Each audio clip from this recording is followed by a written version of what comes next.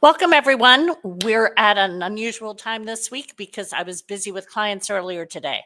So I'm Wendy Taylor, and I'm excited to dive into today's session on the inner game of interviews. We believe in rocking your interviews in my world, and we're focused today on the inner game. If you've ever walked into or logged on to Zoom into an interview feeling nervous, unsure of what to say, or like you're somehow not good enough, this is a session for you. If you're one of those people who loses their filter when they get nervous and rambles, this is for you. If you're one of those people who gets all constrained and limits your energy and nobody wants to work with you because of that, this is for you. We're not just talking about the questions you'll face in an interview. We're diving into the mindset and strategies that will help you walk in prepared, confident, and ready to make a genuine connection with your interviewer. And when I say mindset, I don't really just mean mindset. I mean the energy, the groundedness, and the confidence. That's what I mean. So here's what we're going to cover today: a shift in how to turn interviews into conversations, not interrogations, and knowing what you need to do to be the best version of you in that interview.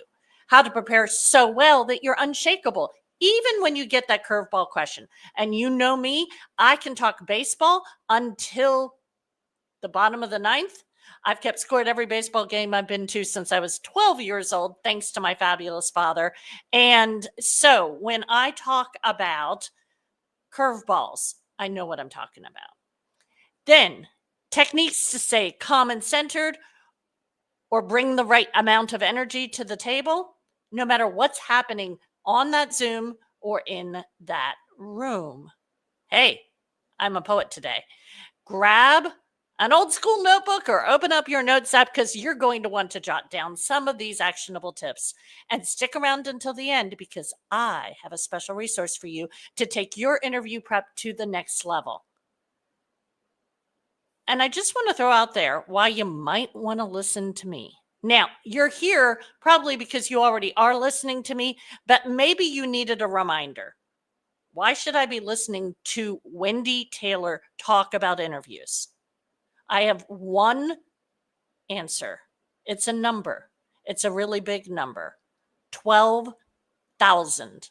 I said it, 12,000. That's how many interviews I've conducted in my career.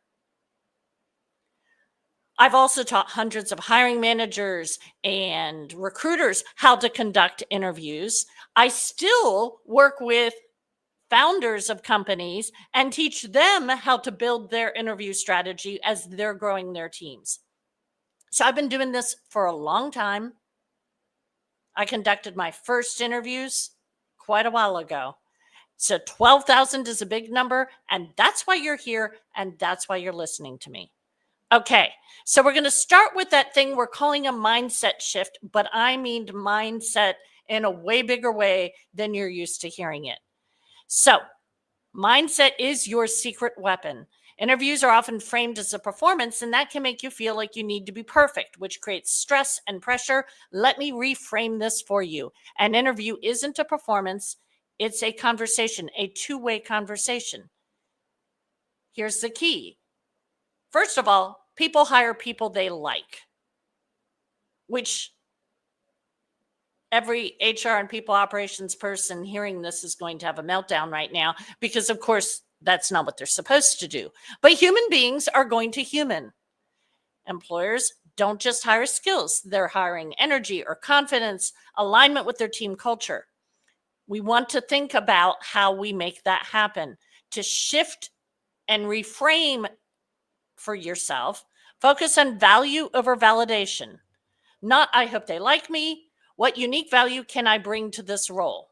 That unique value, that ties in with the superpower cocktail I'm always talking about. And for once, I'm talking about cocktails at an appropriate time of day, at least if you are in my time zone or in the East Coast time zone. Think of yourself as a problem solver. Every job exists to solve problems. Position yourself as someone who understands the employer's challenges and has the tools to address them. Use the curiosity lens. Go into the interview curious about the company, the role, how you can contribute. And we're going to turn my ringer off because I didn't remember that ringer was on. So the curiosity lens, once again, going into that interview, curious about the company, the role, and how you can contribute rather than focusing solely on impressing the interviewer. Take a moment now and write down 3 unique strengths you bring to the role that you either have an interview scheduled for or the role that you want to be interviewing for. They could be technical skills, soft skills, specific accomplishments, parts of your life that you bring to the table that make you uniquely qualified. Then pick one that you're willing to share in the comments. I want to see those now. Let's celebrate what makes you awesome. So what makes me awesome as a coach is that I help people breathe. I help people implement career changes with clarity and calm. I help them unravel the twisted thoughts in their head and make them feel smarter and help them achieve their goals. That's what I do. I create safe spaces for people to do that. Okay, I love these comments I'm seeing. Keep them coming, people. The next thing we want to think about here is preparing for confidence. Confidence comes from clarity. Confidence is not something you fake. It comes from preparation. When you're clear on your story and your value, confidence follows naturally. You need to be prepared for what I call the world's dumbest interview question. The world's dumbest interview question, in my opinion, based on 12,000 interviews, is tell me about yourself. When you get asked that question, first of all, you can smile to yourself and think, oh, they're not very good at this, but I'm not going to put them down. I just know I'm going to be okay here because I am ready for this. Next thing you're going to do is you're going to tell them the version of you that is relevant to their situation. You're not going to give them your entire bio. They don't want it. They don't care. And they don't have the attention span to follow it anyway. Instead, you're going to have prepared a tell me about yourself that is relevant to this role and this company and their mission and their customers. Yes, you're going to know your stories. And we talk about that in the outer game of rocking your interviews. That said, here's where the inner game comes in. You know what you're going to do when you practice those answers, because you are going to practice them. You're going to have a practice partner. The practice partner is not your actual life partner. The practice partner is not your best friend, your sister, your brother, your mom, your dad, your next door neighbor, your adult children, your children who are over 3. None of those people are your practice partner. Your practice partner, ideally, is a dog, a cat, or a child who is not yet of speaking age. What we want is we want happy hormones associated with the language you're going to use to tell your star stories. And a dog or cat or baby that knows and loves you, whether they're yours or borrowed from somebody else, will give you that. They'll look at you like, oh my goodness, isn't she wonderful?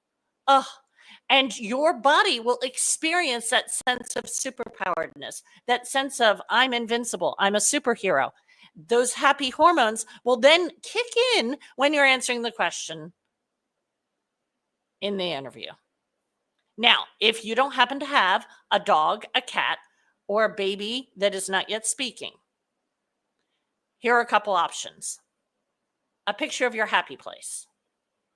A picture of a beloved grandparent who wasn't in a parenting role in your life, but was that beautiful, invincible,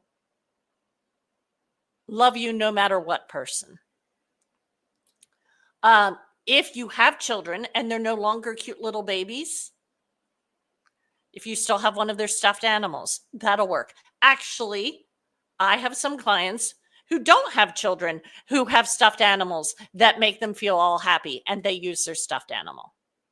I was on a call with a client just last week, prepping for a really game-changing for their career interview.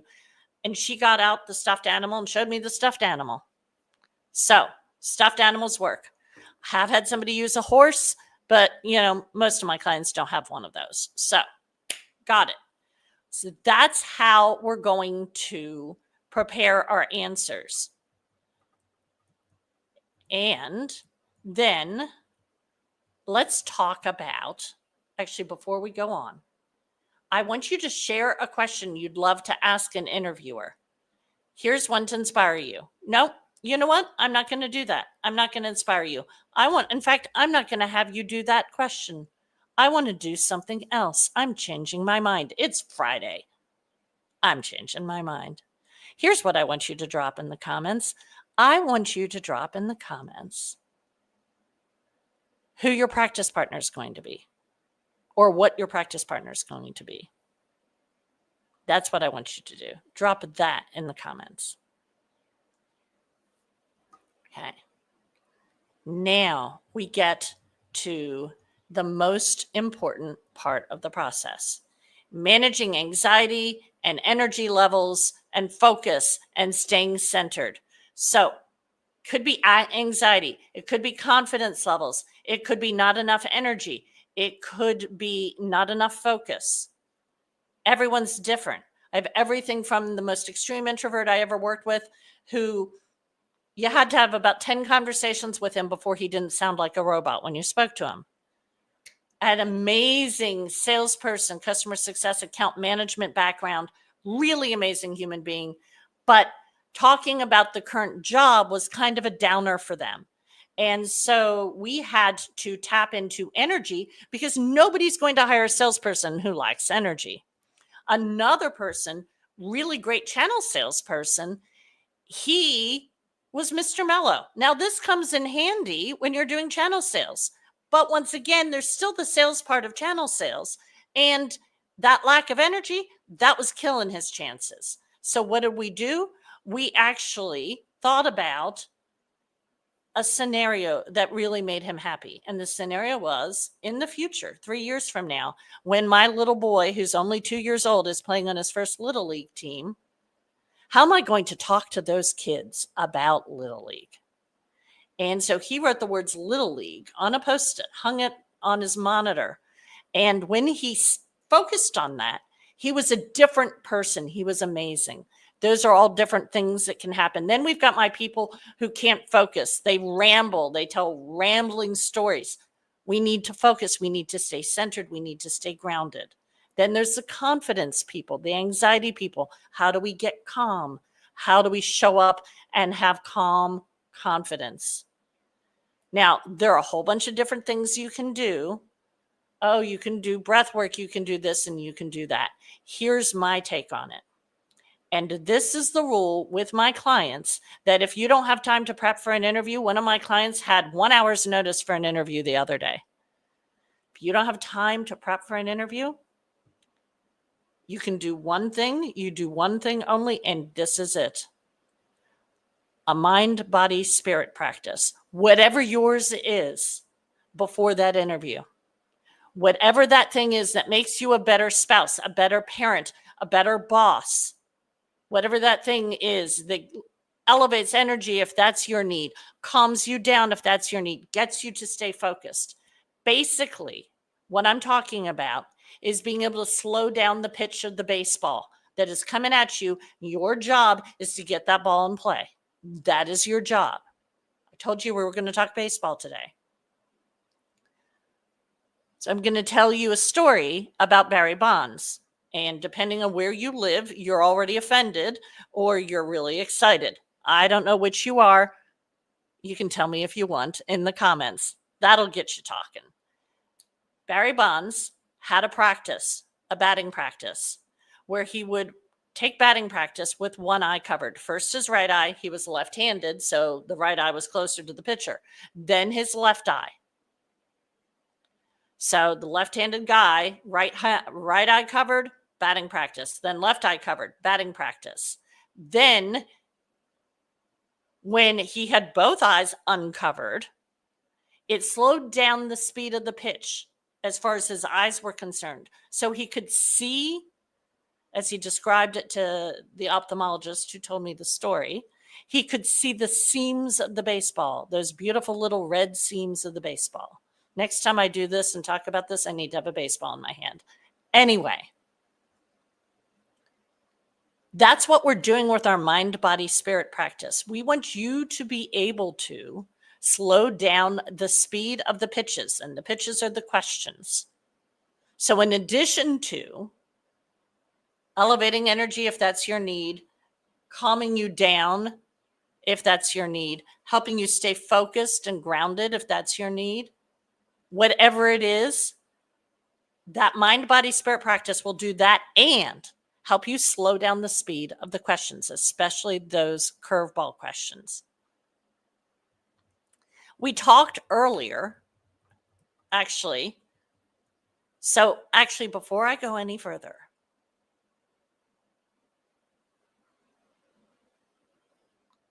let me know in the comments what your mind, body, spirit practice is going to be. Typical ones. There's the yoga people, the meditation people, the jogging people, the take a walk with my dog people. Those are all super common ones. You might have a religious practice. I actually tell people who have religious practices, do a mind, body, spirit, and a religious practice. Gives you extra superpowers. But mind, body, spirit, very, very inclusive. I use that phrase, actually comes back from my YMCA days when that was our mission, to build mind, body, and spirit.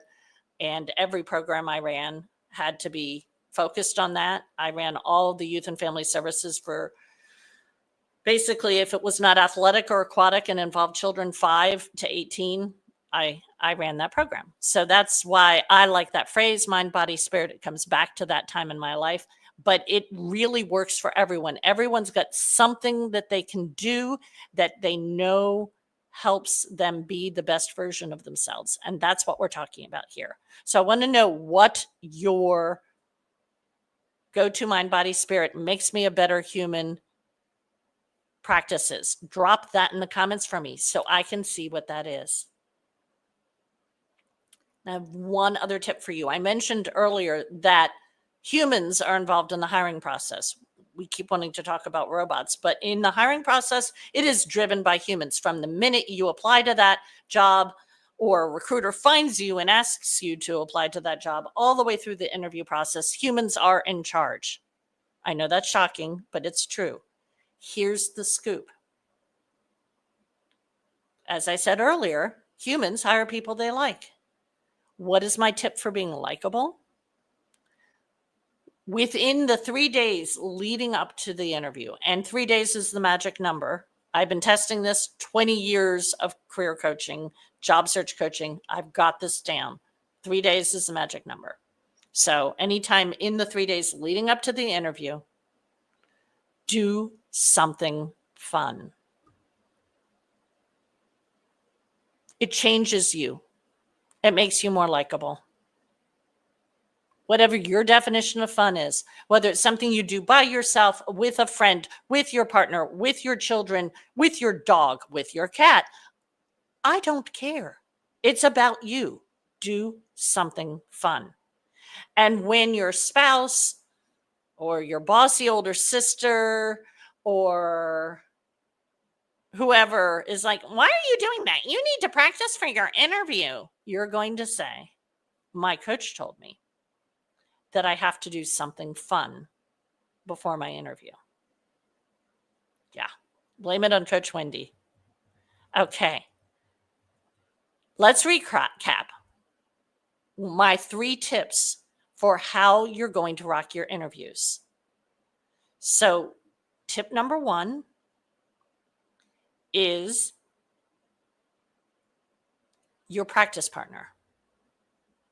And your practice partner, your dog, your cat, baby under 2 who isn't speaking yet, or stuffed animals, pictures of grandparents, pictures of happy places. That gets your happy hormones associating the answers to questions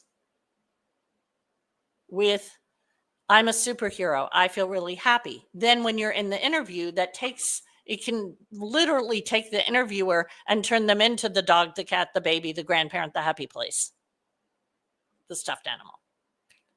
Second, mind, body, spirit practices done the morning of the interview, unless you're a night owl and it's an early morning interview, and God bless you if you get an early morning interview and you're a night owl. I totally feel you. I'm team night owl too.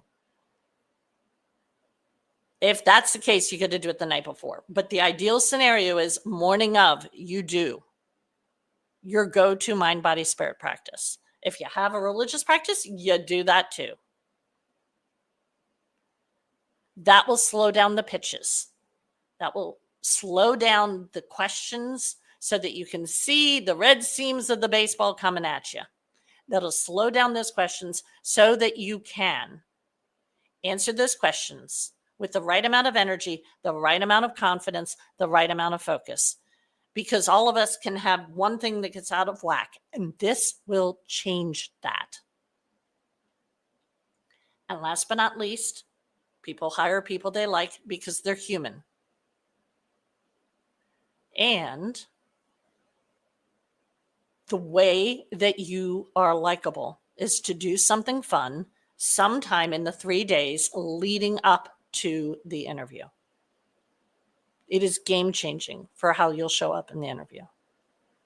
I want you to drop in the comments which one of those things blew your mind, because I guarantee you at least one of them did. I want to know what that is. Drop that in the comments. And if you don't want to talk about all these things I just told you to do in the comments, you can DM me and just tell me. It's totally fine. To help you take the next step, I have created an interview prep checklist to guide you through everything we've covered today. If you would like that, I want you to DM me and we'll get that to you. And one last thing. If you need help getting ready for your next interview, I do standalone interview prep sessions. And if you need one of those, DM me, say I need an interview prep session. Wendy, help me out. Literally talked to somebody today about what's next in his career. And the next thing you know, we were talking about me interview prepping his daughter. This is something I do. I can do it. I can and do standalone interview prep. If you need that, let me know ASAP, because my schedule fills up and we want to make sure we get that in, because interview work is time sensitive, right? But if you're not getting the interviews, and what we're talking about here is premature because you're thinking about the interviews you're hoping to get, reach out, DM me, and we'll talk about how I can support you not only rocking your interviews, but actually getting the gosh darn interviews and then rocking them. Have an absolutely fabulous rest of your day.